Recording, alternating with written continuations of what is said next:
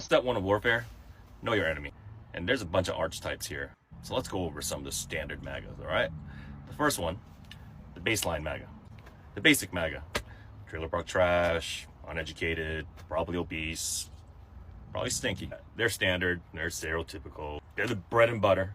Dangerous only because of the numbers. This is my least favorite group of MAGAs right here. These are the most evil people in the world, and they're the ones that have probably been my friends in the past. They're just your normal, everyday Republicans who just stick to their way of thinking, but honestly, they are the worst people in the world because they are smart enough to know that this shit is evil. They don't believe in this bullshit. They know how to tell the difference between lies, but they choose to believe the narrative, and they choose to propagate the narrative. They choose to gaslight you into thinking you're the wrong one, while they're here just for the pure cultural war. These are the most fucking evil people on earth right here. These fucking semi-affluent MAGAs, fuck them. The next ones are a little bit pathetic. You can kind of lump them together. They're like the bros and the fucking single dudes. They're the ones that are just there because they're just fucking mad because they don't get laid. They're the fucking 25-year-old MAGA bros, probably playing video games, probably like investing in some cryptocurrency, thinking they're gonna get rich in the next 5 years. Fucking bless their hearts. They're gonna fucking lose in life and the world's gonna eat them up. But they're one of the most loudest on the internet. This motherfucker over here also bless his fucking heart. This spaghetti stain wearing, fucking wife beater wearing, solo apartment in New York City living, pathetic human being. You know what? Fuck these guys. They don't have any power. Bonus group, the fucking self-hating minority MAGAs. The Blagas, the fucking Hispanic MAGAs. They think that and they fucking just behave nicely, that society's gonna like welcome into the mainstream. They're gonna somehow succeed and be swept in and welcome into the front door of the white MAGAs. They're a bunch of fucking Uncle Toms and Uncle Ruckuses. So that is your core MAGA groups. Know your enemy. So what's like your political view? I'm Republican. Yeah, I don't really agree with the Republican values, but whatever. You know, each their own, you know? Yeah, man, just want a smaller government, some more military funding, you know, etc. Yeah, I don't really agree with putting more money into the military, but, you know, it's cool. At least you're normal, right? Hey, what political ideology are you? Okay, I'm Republican, but I'm not like them, okay? Like who? Like them. Trump is literally Jesus Christ reincarnated. Mitt Romney went to a BLM protest. Oh my god, he's making a horrible name for us. We need to kill everyone who's different. Everyone. Oh my god, those are Republican? They like to say they are. Yeah, but look at them. What is a tariff? What is a tariff? Big Pharma. The elites. The elites. Everyone is sacrificing babies and using their blood except for Donald Trump. Donald Trump wants to stop it. COVID vaccine gave me autism. Oh my god, do we help them? Like, do they need, like, medical help? No, they're just straight up like that. There's no cure. It's terminal.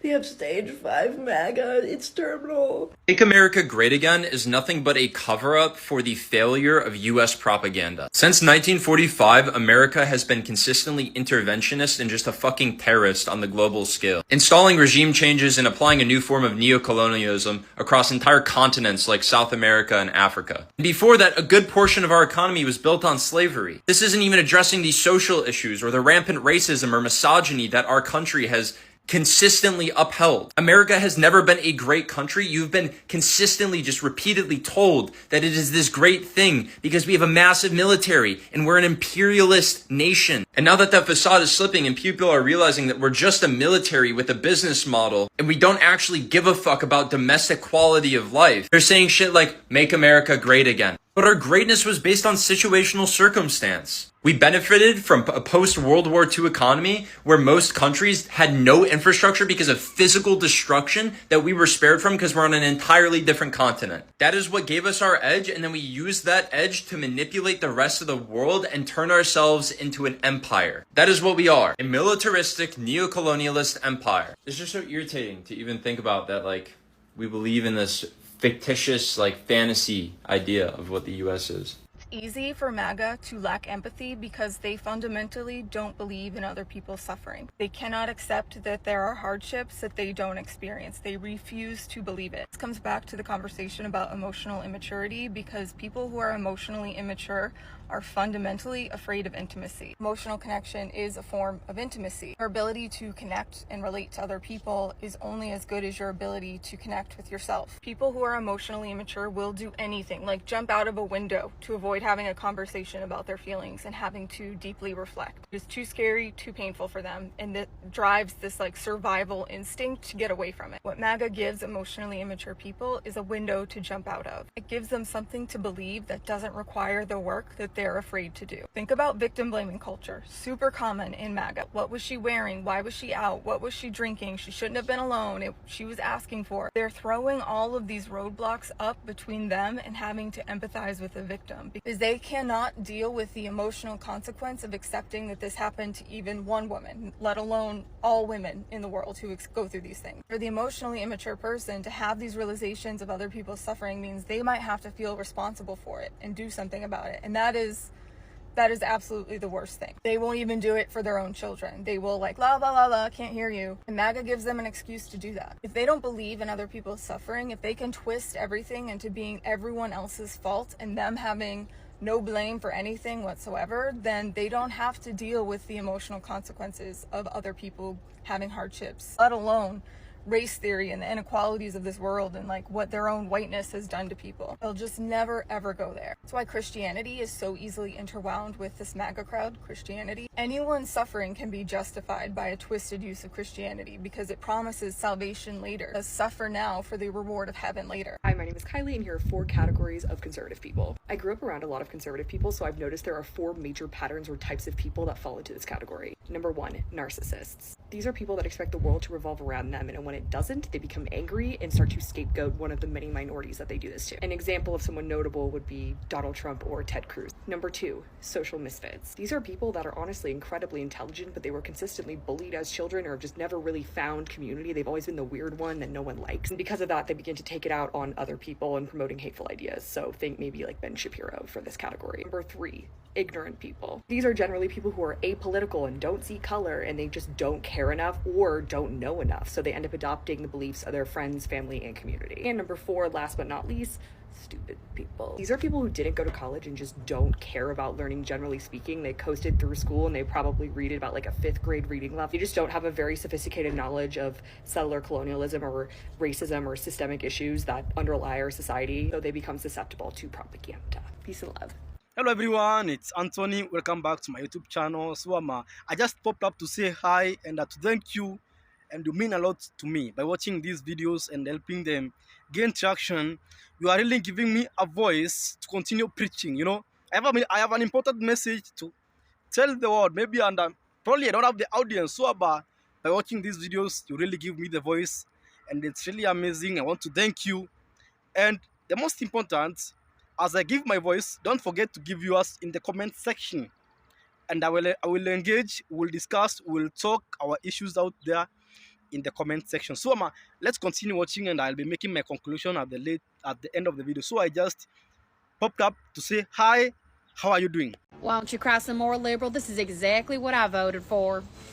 So you voted for the president to pardon convicted criminals just because they can afford to donate millions of dollars to him? I voted for him for national security, and if he feels that those are good people and they belong out here producing, then they belong out here. So you voted for him to spend $30 to $40 million on a parade for his birthday? It's not about his birthday, it's about the military and our 250th anniversary. You're not a patriot. I voted for this. So you're okay with him deporting people that are not criminals, hardworking people that even Trump supporters are like, hey, that's messed up? I said what I said. I want everybody that doesn't belong in this country gone. How about the fact that he's picking with Harvard for pretty much no reason? You're not okay with that, are you? If Harvard wasn't a danger, then why won't they release the list of the international students, huh? Why do you think they're anti-Semitic? They're trying, first of all, Obama went there. That should be enough to be investigated for. One last question. How does this lower those egg prices you were so worried about? Oh, there it is, your favorite talking point. Just because you can't afford eggs doesn't mean the rest of us can. Our pockets are about to be flush with cash after President Trump gets the economy back. You'll see. I just watched a video about how MAGA and far-right conservatives are gaining strides within the Latino vote. And the interviewee was this Latina woman, and she said that a lot of the reason why that's happening is because Republicans and far-right conservatives realized if you want to get to Latinos, that if they infiltrated churches that these ideologies are indoctrinated and packaged within religion, within Catholicism most of the time. They knew that Latinos would not fight against their God, against their religion. And it worked. And it has worked, as we're seeing it today. And as someone who grew up in the Catholic Church, who went to Mass every Sunday, who prayed every night, who came out to my parents, and the initial reaction was resistance, not because they weren't good parents, but because of what their religion had said, I can tell you with utter confidence that when you get a Latino through their religion, it is much harder to break away. It is intensely harder. My parents were able to see it for what it is, but a lot of the time we fall into this default where religion is here and we don't question it. And if those are the beliefs of God, then those are our beliefs as well. And if this continues, it's going to be pretty bad for all of us. The MAGA movement is made up of a bunch of religious psychos that are engaging in mass delusions. They are off their rockers from, of course, Kanks, all the way down. And these MAGA influencers have so much hold over the MAGA movement because they keep them all rattled and they keep the delusions in place. And if you remember on the Jimmy Kimmel thing, the whole thing started with Brendan Carr going on Benny Johnson's podcast. And let me just show you what happened to Benny. We need to remind everybody of this. Benny posts the advertising on the Military Times right now, and it has an ad for the world's largest gay cruise. And this is the day that Benny learned about targeted advertising based off your Google search history.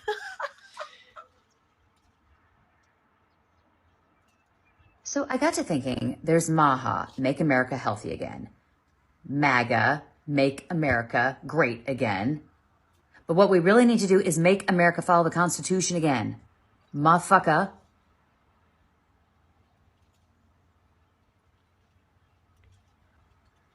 That sounded better in my head. I voted for mass deportation. I voted for what the United States Constitution stands for. You should have voted against yourself using that filter, which makes it look like you have actual tarantulas coming out of your eyes. You look like you would selectively enforce HOA violations for minorities in your community and then be like, what? The grass is too long. You've never met sunscreen. Derogatory. You look like Jennifer Coolidge if she had no talent, success, and smoked a pack of cigarettes a day for the last 30 years. If you were to fall asleep on a light brown leather couch, it would be hard to distinguish where your skin starts and the couch stops. I just know you've gotten into a fight about parking spots before. Give the same energy as the lady that made that TikTok video about not returning her cart after she was done shopping because she has children and she doesn't have to. I just know you have wooden signs all over your house and one of them says, in a world where you can be anything, be kind.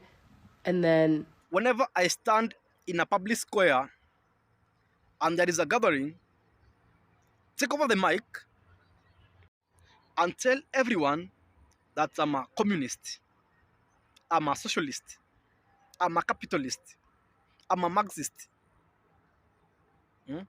I'm a Democrat, I'm a Republican, I'm a liberal, I'm a libertarian.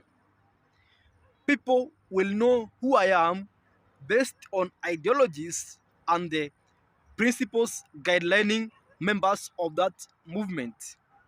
You know, even when I say I'm Antifa, people will understand what I mean based on the guidelines of that movement. But when I say I'm MAGA, I'm a MAGA American, what will people think of me? Which ideologies or principles will support my stand? Because I can't say I'm a Christian. I can't say I'm pro LGBTQ rights. I can't say I'm pro free speech. You know, when there is all this canceling, this government overreach on these media stations that is happening with Trump administration. I can't say I'm pro-life when there is all these mass shootings in our schools, and yet I'm not raising my voice against them. I can't say I'm a capitalist because at the moment in the United States, we are not free market.